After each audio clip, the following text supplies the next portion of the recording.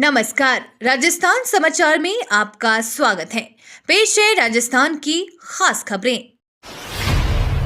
अब ठोकरें नहीं खाने देगी सरकार, घुमंतु और अर्ध घुमंतु परिवारों के प्लॉट की होगी रजिस्ट्री। देश में पहली बार घुमंतु और अर्ध घुमंतु जातियों को छत मिल रही है। राजस्थान में इन परिवारों को पट्टे बांटने के बाद भजना सरकार प्लॉट की रजिस्ट्री कराएगी। इसके लिए पंचायती राज विभाग ने सभी जिला कलेक्टर्स को निर्देश दिए हैं ताकि इनके आशियाने का सपना जल्द से जल्द पूरा हो सके। जिंदगी भर सड़कों पर ठोकर खाने वाले घुमंतु के आशियाने का सपना अब पूरा हो रहा है। देश में राजस्थान पहला ऐसा राज्य है जहां घुमंतु और अर्ध घुमंतु जातियों को पट्टा मिलने के बाद आवासों की रजिस्ट्री होगी। पट्टों के आवंटन के बाद घुमंतु परिवारों को भौतिक कब्जा दिलवाने का काम होगा। इसके लिए प्रशासन ने तैयारी शुरू कर दी है।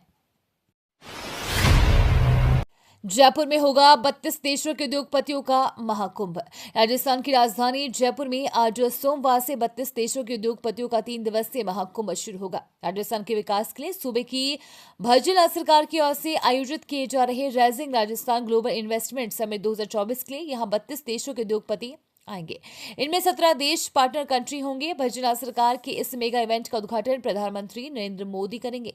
राइजिंग राजस्थान के लिए अब तक 30 लाख करोड़ रुपए के निवेश प्रस्तावों के लिए एमओयू किए जा चुके हैं।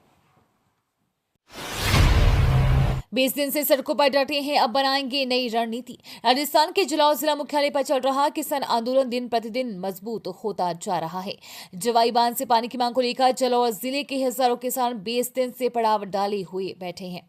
भारतीय किसान संघ के बैनर तले कलेक्ट्रेट कार्यालय के बाहर अनिश्चितकालीन महापड़ाव रविवार को 20वें दिन भी जारी रहा। किसानों को अब 37 विभिन्न धार्मिक, सामाजिक और स्वयंसेवी संस्थाओं का समर्थन मिल चुका है। किसानों को लगातार बढ़ रहा समर्थन सूबे की भजना सरकार के लिए सिरदर्द बन सकता है।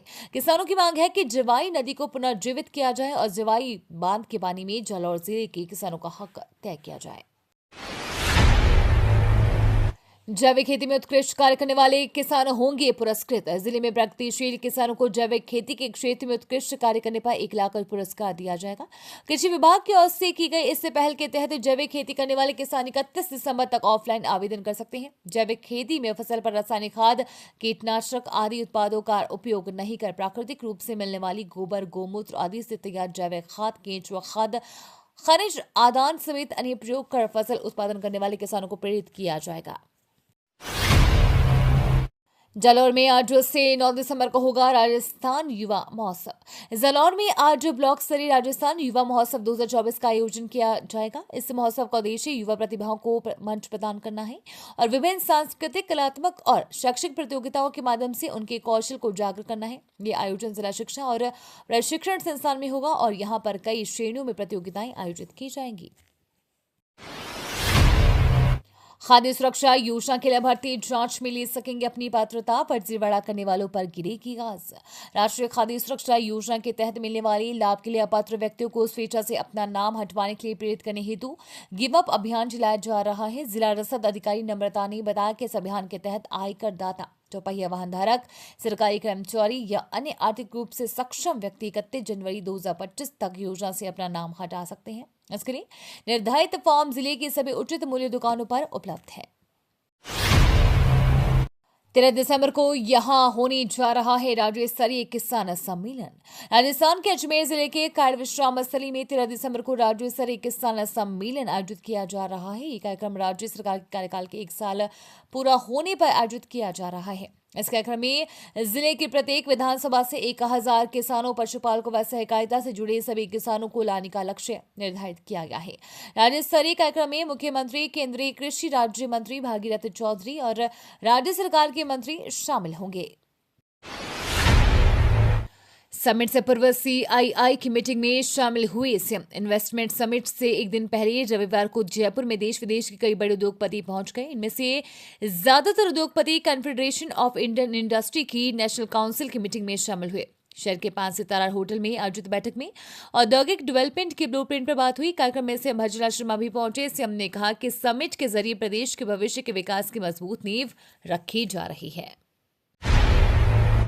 मोदी सरकार पर बरसे गोविंद सिंह डोटासरा। किसानों का दिल्ली चलो प्रदर्शन कल से शुरू हुआ। किसानों को पुलिस ने रोक दिया है। इस मुद्दे को लेकर राजस्थान में कांग्रेस के प्रदेश अध्यक्ष गोविंद सिंह डोटासरा ने भाजपा और मोदी सरकार पर निशाना साधा। गोविंद सिंह डोटासरा ने कहा कि केंद्र सरकार, मोदी सरकार कब तक किसानों पर जुल्म एवं जख्म देने का काम करेगी। 700 किसानों की शहादत पर प्रधानमंत्री मोदी की माफी और एमएसपी के वादे को 3 साल बीत चुके हैं, लेकिन किसानों को अब तक अपना हक नहीं मिला।